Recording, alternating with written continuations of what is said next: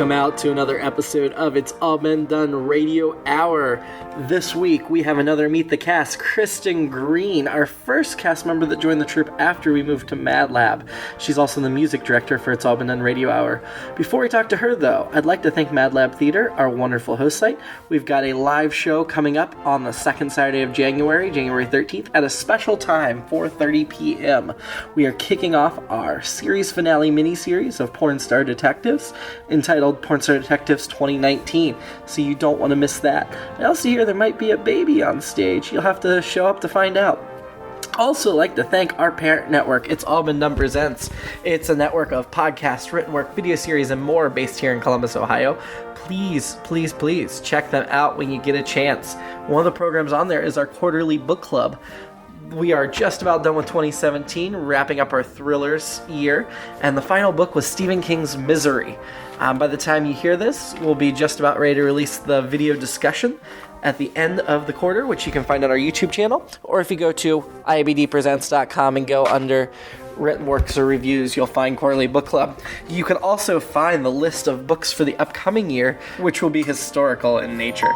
So go ahead and get started on reading next quarter's book. Big shout out to Circle 270 Media, which this podcast is a part of. Please follow us on social media at IABD Presents, and now enjoy It's All Been Done Radio Hour. Welcome to another Meet the Cast episode.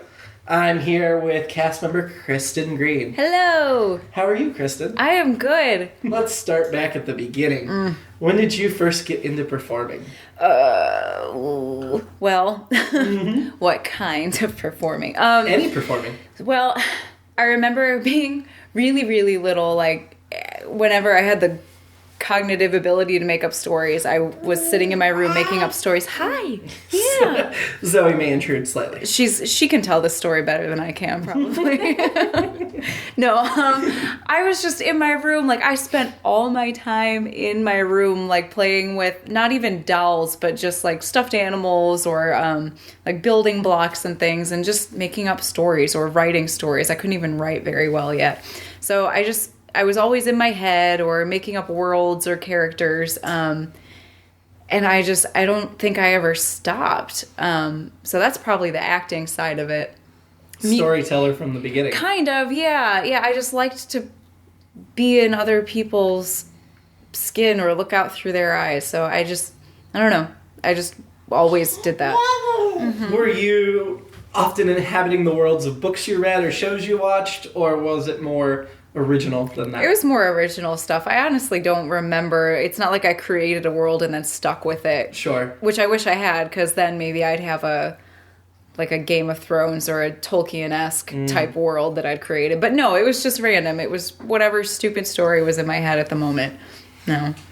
Did you perform these stories for family members or? No. I also thought if I was in my room and the door was closed, I didn't think anyone could hear me. And I remember the day, I think I was singing probably a Disney song or something.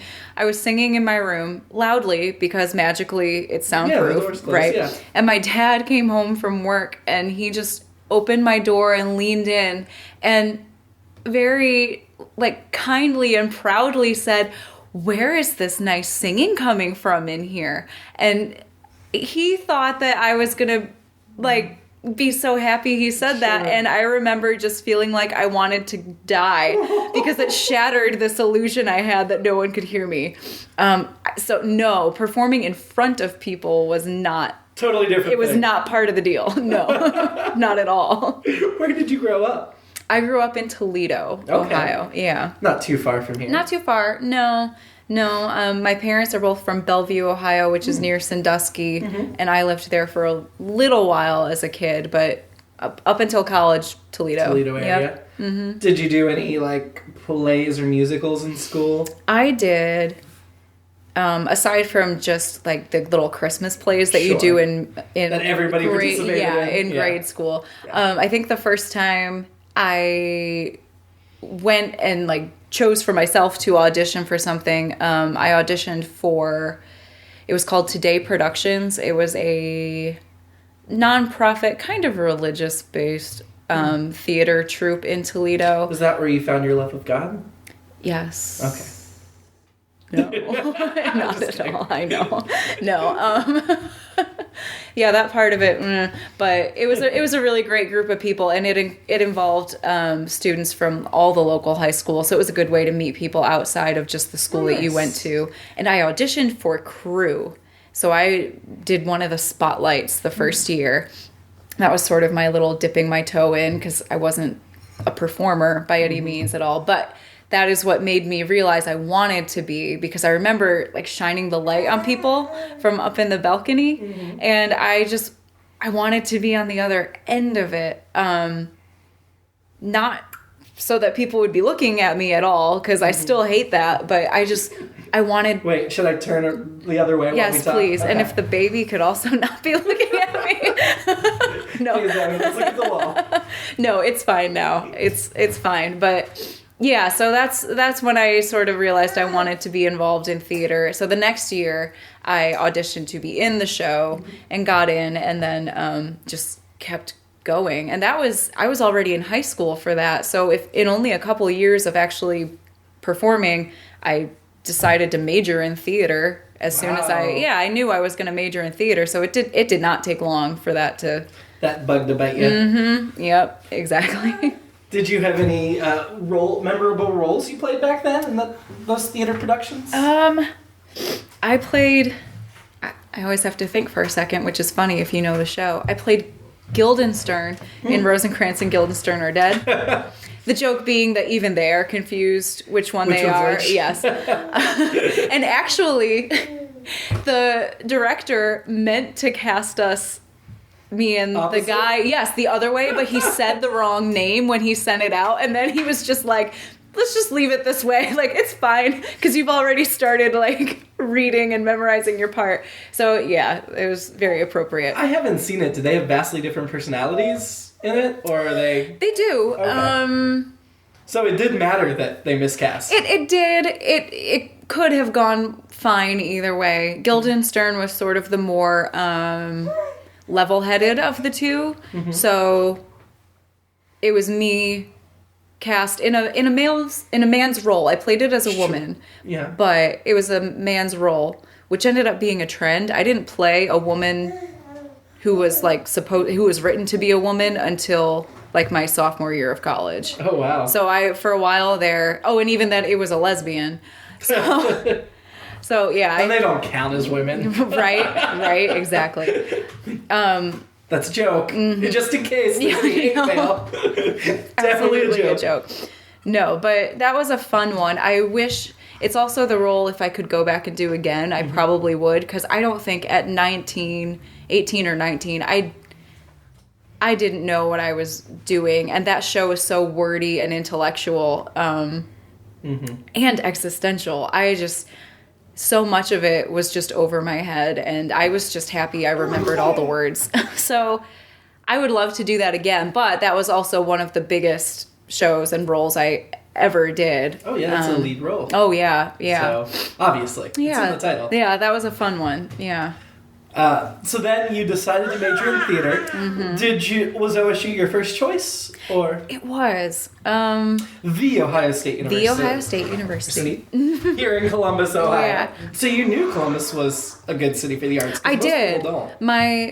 I don't feel. One of my uncles, he's a professor at the Lima branch, so I had that connection to OSU. And my uncle, he doesn't live here anymore, but at the time... He worked in the administrations or the admissions office of CCAD. Oh. So occasionally in like junior high and high school, we would come down here when CCAD had a student exhibit opening. We would go see it because my uncle was heavily involved in. That's the Columbus College of Art and Design, yes. For those who aren't in the city. Yes. That's okay. I keep forgetting that people don't just know what I'm talking about. But yeah, so I was familiar with it. A little bit that way, and I just knew it was just generally a better scene than Toledo. Toledo has picked up since I was in high school, but it's hard to beat the arts scene here. It is, but OSU is also a huge school. Yeah, that's what amazes me is you talk about not really wanting to be in front of people and stuff, but then you choose like the biggest school and I did. Yeah. the big city to perform in. I did. And not that Columbus is huge, but it's getting there. Yeah. Well, by then I'd performed enough with piano recitals and with the theater that I did do in high school. I'd performed enough to know that despite not necessarily wanting people to be looking at me, I also just liked performing. I liked diving into the characters and the storytelling of it. So that completely overtook my... It's not a fear of people looking at me. I just don't like to be the center of attention. I don't like it. So, yeah, so not all actors are just attention-starved That's true. narcissists. That is very true. So you met some people at OSU while you were there. I did, yeah. Anybody in particular you'd like to mention? Oh, maybe. You're probably talking about my my college boyfriend. Yes. Chase McCants. No. That would be hilarious. No, Chase is who you're talking about, but he was not my college boyfriend. That would be pretty funny if it was a Will and Grace situation. Oh, jeez. No. I don't know if I'm supposed to say this. I think we met because he met my boyfriend at the time who we started dating in high school, and then we both went to OSU, and we were still together. Is that your husband now? No. That was a to the idea of husbands, not to my high school and college boyfriend. If you're listening, you are probably not listening. But I think Chase had a crush on him. So then when he heard that he had a girlfriend, Chase was sort of mad, and he had sort of resolved to not like me. And that clearly worked out Yes, so well. absolutely. No, and then he was mad that he couldn't not like me because, I played piano and sang show tunes with him. Absolutely. Yeah, so I met Chase. He didn't major in theater. I forget if he even minored in it. He was journalism, right? He majored in journalism. Right. He was just very much involved in theater. So that's how Chase and I met. And he, not long after we met, I think MBT, My Beloved Tragedy, his previous band. Go on YouTube and look them up. Yeah. Especially Ohio Sky. Yes. They were together at least, I think, halfway through our college years. Because they were together They were together long after that. Yeah. The first time I saw you, and I don't think we met that day, but I was aware of you, was I went to a My Beloved Tragedy show in the basement. I think it was like yeah, you know what I'm talking about. Yep. And Chase called you up on stage, and I was like, who's that? I don't know that person. But he was like, this is like one of my bestest friends. And I was like, well, how come you haven't mentioned her to me? Because his worlds don't collide. He does. He likes to keep things separate. Yeah. But I was like his work spouse, and I was like, how do I not know this really good friend of yours? Yeah. I know I played the basement once with them before I was an official member of MBT. And then I played again with them after I had actually been brought into the band officially. You also went to college with a guest star that we've had, right? Kyle Mason? Yes. Yeah. She was in the theater department also. I think she was 2 years behind me. Okay. Yeah. But I'm not sure if she worked, I think, in the wardrobe or for costumes or makeup for one of the shows that I did. We worked in Dead Man Walking together. We were both just really small characters. She and I, we were good friends in college, yeah. And then I didn't see her for probably a good 8 years until this last year. So we got to Mad Lab? Yeah. Yeah. Rudolph. I went to see Rudolph at Mad Lab last December. Yeah. Not knowing at all that she was involved with Mad Lab or OGP or anything. And then It's a small world. she showed up on stage, and I was like, I think that's my friend from college. You weren't in a band before My Beloved Tragedy? No. Chase just knew that you could play and was like, hey, come play with us? Yeah, I had never been in a band. I'd never really wanted to be in a band either. You were more acting than music? Yeah, Really? acting was more the passion. Music was for myself. Okay. It was, I could play piano. I would sing when I was alone. Sure. Only when you were Only alone. when I was alone. Yeah, so that was never a thing I really saw myself doing at a on a larger scale, I guess. So Long Stargazer, let's talk about how that formed.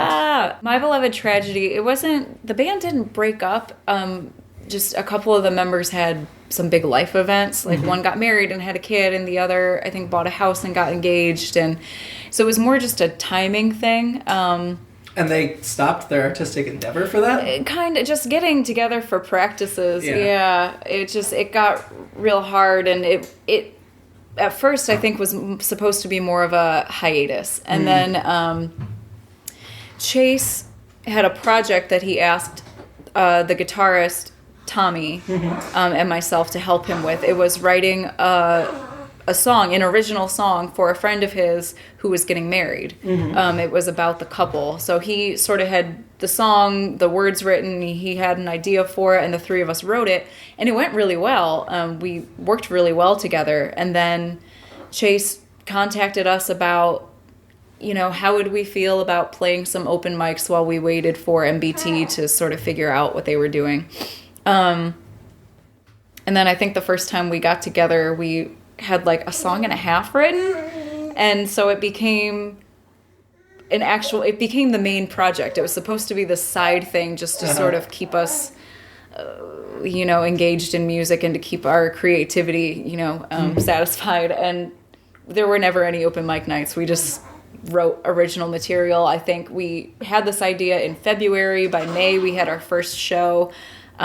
We only had like 7 or 8 songs at the time, so not a full set, but yeah. And then added a fourth member. Yeah, Chase knew Nick. I think they'd worked together at Apple, and I think he had auditioned for MBT when they had needed a new drummer, and he like had just made it, but then their original drummer became available, so they went with the guy they knew. Sure. But yeah, Nick, before then we just had drummers fill in for us, and we were very wary of bringing anyone in full time just because our dynamic together, it worked really well, and we didn't want to have like someone with a different energy come in and screw that up, but he just clicked so well. And I think it was a long time before we officially asked him to be our drummer, to the point where we all just thought, oh, we just sort of assumed you were, but I guess we should make this official. Sure. So it's just been the 4 of us for a while now. I think Nick officially joined us in 2015. Okay. I think. Before the album. Yeah, but we were recording our album. I think that was February of 2015, and we were recording our album that December. So not long. Yeah. That brings us up, I guess, to how you got involved in our show a little bit. Yeah. So speak to that. So I remember Chase saying, I forget if he asked me and Nick or just me, but he said, hey, I'm going to audition for this radio show thing, and it sounds like something you might like. Would you be interested? And I said, yeah, send me the info. I don't think he ever did. No. And I sort of forgot about it, too. And then I think it had to be a full year after that. It was our first anniversary. Because then a year later, he said, hey, this radio show that I do, we have theme songs for some of our segments, and the creator wants to know if we'd perform the theme songs live for their 1-year anniversary. And I was like, is this the thing I was supposed to audition for way back when? He said, yeah. Kind of forgot about that. I remember Chase said he was going to have you audition, and I asked him a couple times, hey, I haven't got anything from your friend Kristin. Is she going to audition? And he's like, yeah, I'm sure she will. She'll get you something. No. I followed up with him multiple times. I'm sorry he didn't follow up with you. That's okay. But it worked out. It did. So, yeah, you decided to come play the anniversary show. Yeah, we did. Which ones? Everything but top notch at that point. Yeah, exactly. So we just sort of, I think we picked a general theme, like, he told us, Daniel Kravitz think like Buffy the Vampire Slayer, and we were like, this would be a good like punk song, and Porn Star Detectives was very poppy, and yeah, we had a lot of fun with that. I remember Chase said he thought it was going to be a long process, and then he brought us the songs, and I think we'd had each figured out in about 20 minutes. Nice. Yeah, it was a lot of fun.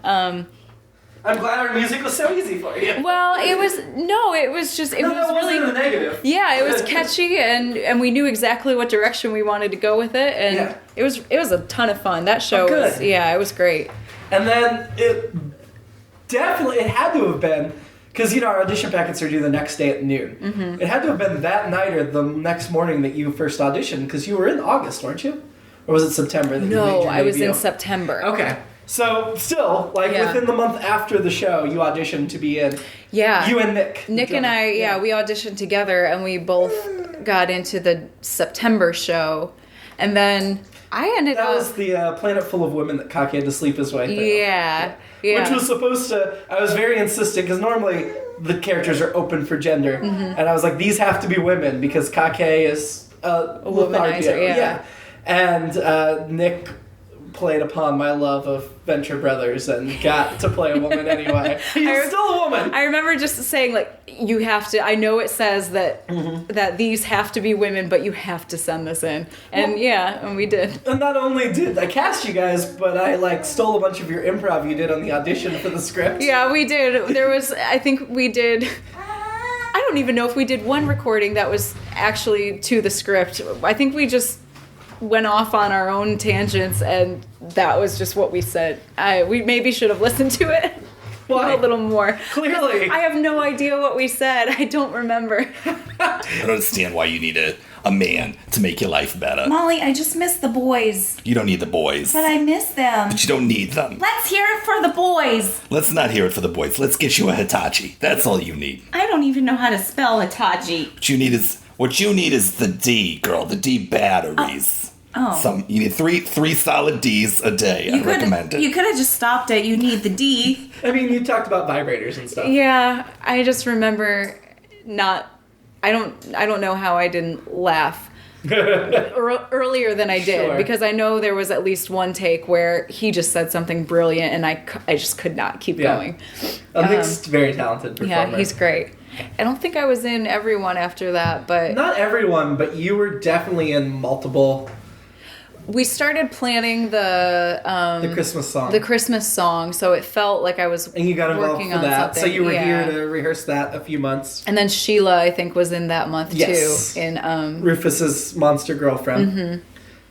Mm-hmm. Yeah, and then you just kept getting cast. I just kept coming back. You did. Which I appreciate. Yeah. Obviously. Because I don't remember how long it was that I talked to you about being the music director. Yeah. Because you were doing music stuff, and I was like, hey, Nathan writes the theme songs, but he's too busy, and I really want somebody to come in and take charge of the music so we can do more music. Yeah. And thankfully you said yes, because we've been able to do quite a few things in this first year. Yeah, I think you asked me that. Was it when we sat down and talked about the first musical? Probably. The Packer and Ratcliffe. Packer and Ratcliffe. I think I asked you if you wanted to do a musical first. Yeah. And then when you're like, yeah, I'll do that, then I was like, you just want to be music director for the show? Might as well at that point. Right. And so, we composed that first musical. And then I think by the time we got to that musical, I also offered you a cast member role. Yeah. Because at that point, you were back all the time, and you were music directing for us, so it really didn't seem fair to keep you on as an outsider. Yeah, I think you officially asked me in July, and then August was probably my first appearance as a troupe member. Yeah. So it's been a fun ride. I hope. It has, yeah, absolutely. I will say, before doing this, I have not had to write music on demand before, because even with the band, I'm not sure I ever thought I'd write as much music as I have. We've got Chase, who's a really prolific songwriter. I am not. I usually don't sit down and write something until there's the idea in my head or the melody in my head already. It's making me write more music, which is a good thing. It's making me flex that muscle and really work it out more than I would otherwise, because there's just so much else to do. I wouldn't sit down and try to write music unless I had to, which is a positive thing, I think, for me. Well, and you want to talk about how you wrote the Packer and Ratcliffe musical? Sure. We, well, that one, the idea was for it to be, it's a Hamilton spoof. Loosely, loosely. So the inspiration for it came from Hamilton and the style of some of the songs, but... not parody at all. I think I was, from the beginning, I was like, we can't parody, we just need to get in the vein. Right, because we're just not even going to come No, we're not messing with legal issues. Nope. How did we write that one? That one was the one we wrote. I wrote the music first. You did. And then sent it to you for lyrics. Which was really difficult That for was, me. yeah, that was an interesting process because then once you had the lyrics, you had to send them back to me. Yeah. And I had to sort of make sure it fit. And Right. then trying to teach that to people it worked out. It was more difficult than it needed to be, but we didn't know. We didn't know. No. And honestly, that I was because you sent me the music, but you didn't like have la la la's or anything. And so I never listened to just instrumentals and tried to figure out where to put the words. Yeah. And that was not. I mean, I've wrote a million parody songs for The Good, the Bad, the Geeky back in the day, and I find parodies very easy. Sure. Writing original music is harder, but writing lyrics to music that's already written is the hardest, in my opinion. Yeah. Well, and I didn't know how much of it would be melodic and how much of it would be rap. Yeah. I think we went a little more melodic than I intended. We did, and I feel like that might have been my fault because I wrote the music thinking like, well, this could be played quietly under someone rapping. And I didn't have the skills to be like, yeah, this should be a rap over this music. Right. I was just like, oh, it's a cool melody. I'm going to write to Right, that. of course. Why wouldn't you use this Yeah, melody? Because it's right. already there. But Rap's not my first genre. no, well, mine neither, so no. But I think it came out pretty good. I think it did. It did. And we learned a lot that's going to be useful now going forward as we write more music. So yeah, the musical... The first one has not yet hit the podcast feed. It's not too many months away. But in the meantime, we've already done a second mini musical for the radio hour. Yeah. Which we approached totally differently. Yeah, this one, you sent me sort of the story outline, so I knew what the general story was, and you sent me the lyrics. Yes. Which... Well, that was the problem with the first one, is the lyrics didn't actually move the plot along. Yeah. They were just like, oh, they're going to have a bar scene and we'll have a bar song. Right, we'll just And think so the about second that. time it was like, okay, the story needs to be in place so we know what the point of the song is. Right, so part of the plot can be within the song. Right. And I found that a lot easier to write to because it sort of put a meter in my head of, all right, like this is the beat of this song and this is like how fast or how slow it should go. So then I could just write the music to fit the lyrics and to fit whatever part of the story needs to be told within that song. And then I can also just make a recording of it because I already have it then. By the time, if I've got lyrics, then when I write the song, I know how it goes. I can send back a full recording. And then you obviously have to teach the cast because I cannot. I'm not.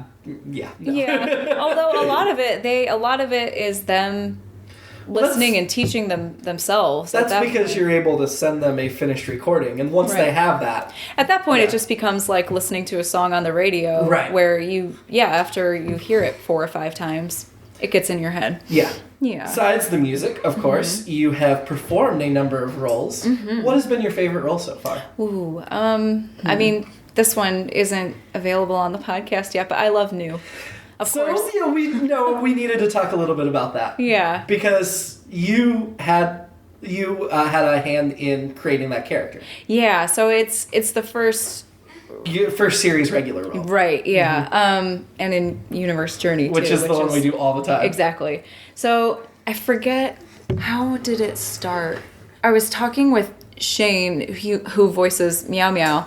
We were just thinking randomly about what would it look like if Meow Meow like had a crush on someone, or like what kind of character would that even be? Yeah. And we were like, she would probably have to be very methodical and very like intellectual and just kind of matter of fact, just like him. Sure.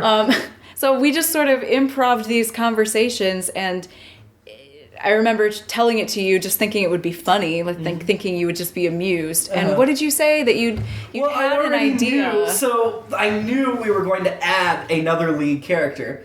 I had no idea. And I knew it was going to be an android. So perfect. We'll not get too deep in the New because obviously we want to save some things. Yeah. But I knew the basis of Universe Journey started very much original series of Star Trek. Right. That's the one that we occasionally do some outright spoofs of. Yeah. And I think that's okay that we have one we do that. The rest of them aren't like that. But I knew as it went on, we'd kind of move into next generation territory, you know? Yeah. And so I'm like, I don't want to throw out my whole crew and do another one. But of the next generation, what's the one character we could kind of add in seamlessly to the existing crew and kind of make it feel like it's evolved into another stage of the show?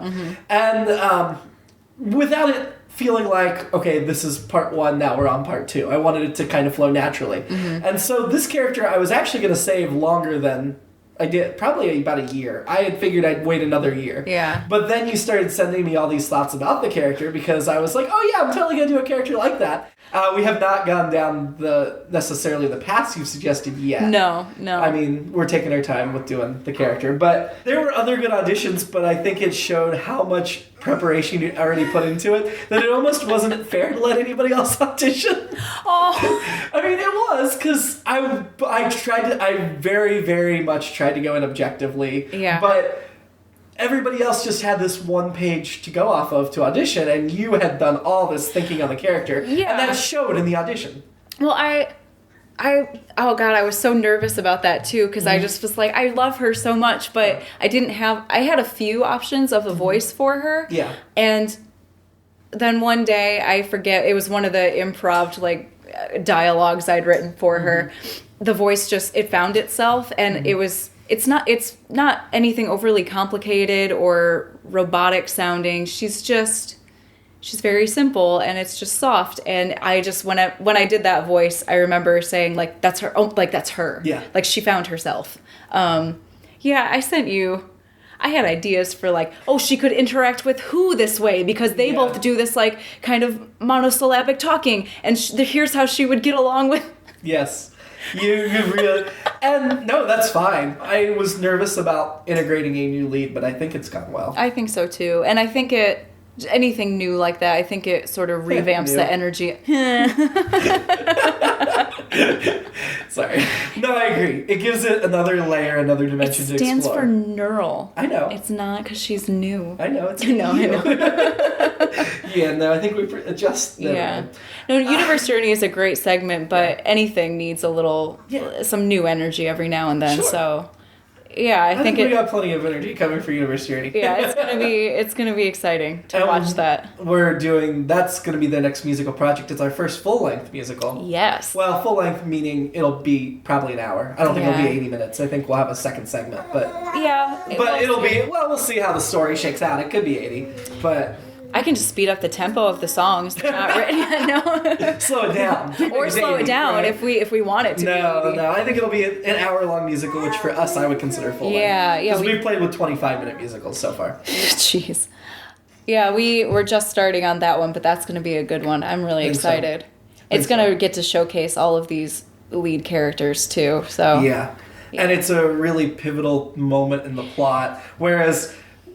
We're not just doing a musical to do a musical. It was, okay, this huge thing's going to happen. Mm-hmm. These characters are going to have to deal with it. Let's make a musical on how they're dealing with it. Right. It's actually probably the best way to individualize them and to get a deeper look into their point of view than we normally would. So, yeah, it's actually a musical with a clear purpose. Direction. Yeah. Which, was always, the 25 minutes we can kind of goof, but if we're going to ask somebody to sit through a 60-minute show, there has to be a purpose. Oh, yeah. So, I'm excited. It's going to be great. I'm excited. Anyway, and Nick Ardenbrad, I should shout out, is helping us with that as well. Because to do something like that, I think it takes a team. Oh, yeah. Yeah. So, we need all the help we can get. Yeah. Well, and we have great cast members, in general, absolutely. But those are really strong performers who they'll take what we do and they'll run with it. So, absolutely. Yeah. Any other characters you want to talk about? I don't remember his name, but the kid in Scary Dead. We brought Nick back for. We did. So Nick and I auditioned together. Again, I thought we auditioned together once before. He's not going to cast us together again. And then you did, and it was so much fun. Honestly, my instinct is not to, because I agree. You don't want to, but again, you sent me a duo audition that I could not resist using. Yeah. So I'm kind of mad about that one because I used a voice that's a character that I did a lot in college. I think is where that that person came from. It didn't have a name, but my friends and I would just do these ridiculous improv lines about just these terrible human beings. Yeah, give him super glue and tell him it's chapstick. Yeah, like stupid things like that. So that's the voice that I used, and the caught on. Like a lot of us still. Oh yeah. We just go randomly. Everybody's been asking for like a prequel episode with them or a sequel episode. I just want to use that voice for more than that character. It was fun, but afterwards I thought, I'll give it a year and then people forget. They'll forget. Yeah. Absolutely. And I was excited about your Helizani in the Top Notch Yes.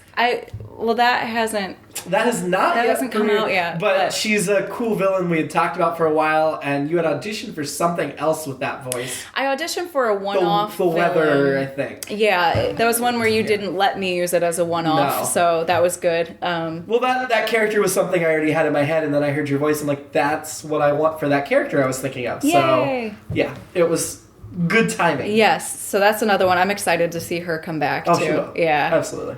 Anything else you want to mention before we move on to the final question? I don't know. I just knew if I hung around long enough, you'd let me in eventually, I guess. I don't know. I'm very glad you hung around. No, yeah. It's the people that you've put together it's hard to, once you've worked with them, to not want to work with them all the time. So it's funny that you weren't in the first year of the show, because by this point it feels like you've been there, you know? Yeah. You're the first. You're the first cast member we've had to meet the cast for that did not perform with us at Pack Rat Comics. Or I don't think you ever attended a show at Pack Rat Comics. I did not. No. Because you hadn't seen the show till the anniversary. You did come in when we were already in our Mad Lab days, but it already feels like you've been with us forever. Yeah, I keep thinking like some of the people I've come to be really good friends with. Like I didn't even hang out with them this time last year. Yeah. Really. So, yeah. And now it's completely changed your life. Yeah, it's been a big year. I love listening to these. Who's your favorite member of KISS? Oh, that was quick. Jeez. Oh, okay. Are you serious, Virgil? Awesome question. Can I say just the version of KISS that's on Family Guy? that saved Santa? KISS saved Santa? I think he was looking for a specific member. I know. All right. Well, first of all, I don't really know all of them by name except for two. I know Paul Stanley and Gene Simmons. Sure. And actually, I think Paul Stanley is my favorite. Okay. He seems more grounded than Gene Simmons. He seems like a good guy. I know he is involved with charity and stuff. He played the Phantom also in a production of Phantom of the Opera. So nice. he does a lot of cool things outside of KISS that I really enjoy. And also his persona is the Star Child, which I enjoy. Sure. I mean, so long, Stargate. I know, right? I've got sort of an affinity for astrological things, or and just you're in the science fiction episode of our show. Yeah, wow, yeah. You just keep going for the stars. So I'm going to say Paul Stanley. That makes total sense. All right. If not just the entire cartoon version of KISS. And you were supposed to be our last Meet the Cast, but we recently added a new troupe member. We did. And it's going to be a few months before her Meet the Cast, because we have some other special episodes that we're going to do in the meantime. We're going to do a Scary Dead Postmortem episode. Oh, yeah. Where we had a question and answer session at the Columbus Podcast Meetup that we're going to run. So those are going to go in the next two Meet the Cast slots. But eventually, the next Meet the Cast will be Karen Perta. Yes, it will. So what would you like to ask Karen? Who is the most formative Disney character in her life? Like from her childhood growing up? That's a good question. I think for her, I think that's a good one. I like it. Yeah. Cool. Well, I hope you enjoyed this episode. We will be back next week with another brand new episode of the podcast. And thank you, Kristin. Thank you. And thank you, Zoe. It's All Been Done Radio Hour number 105. Meet the Cast number 19, Kristin Green. Please check out our website. It's allbeendoneradiohour.com. You can support us at patreon.com/IABD and get some bonus things, including an extended edition of one of our past Meet the Cast, almost double in length of the released version. You will also get some paid content that we're putting out right now, absolutely for free if you donate $5 a month or more. Thank you very much. Have a great week.